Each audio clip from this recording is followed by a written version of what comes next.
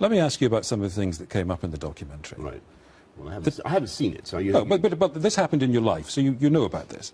The Times let you go after you made up a quote. Why did you make up a quote?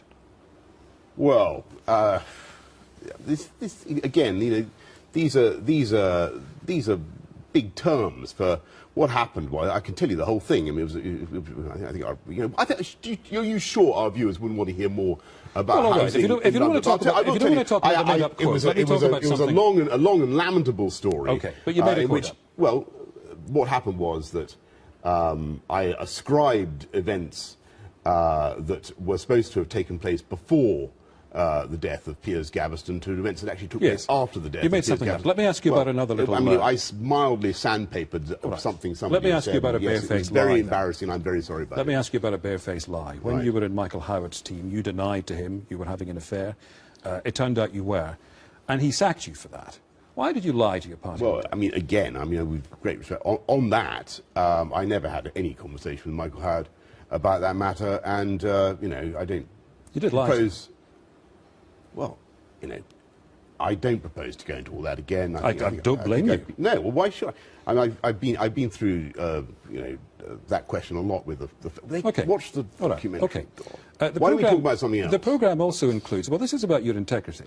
Okay. The programme includes your reaction as you listen to a phone call in which your friend Darius Guppy asks you to supply the address of a journalist so that he can have him physically assaulted. The words beaten up and broken ribs are said to you. And you, having heard that, you tell your friend Darius Guppy you will supply the address.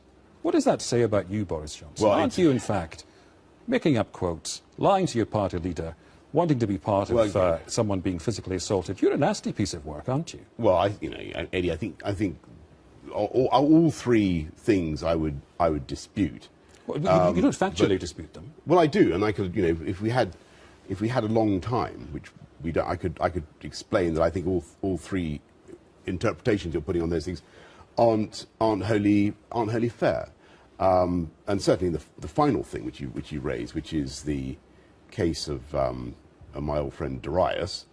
Yes, it was certainly true that he was in a bit of a state, and I did humour him in a long phone conversation, from which absolutely nothing eventuated. And you know, there you go. But I think if any of us had our phone conversations bugged, they might, you know, people say all sorts of fantastical things whilst they're talking to their friends.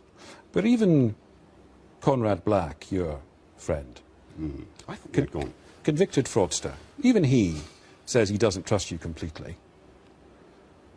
I hadn't seen that Conrad had said that, but obviously, you know, nonetheless, I've got a great admiration for Conrad, who, in my view, is a pretty good journalist.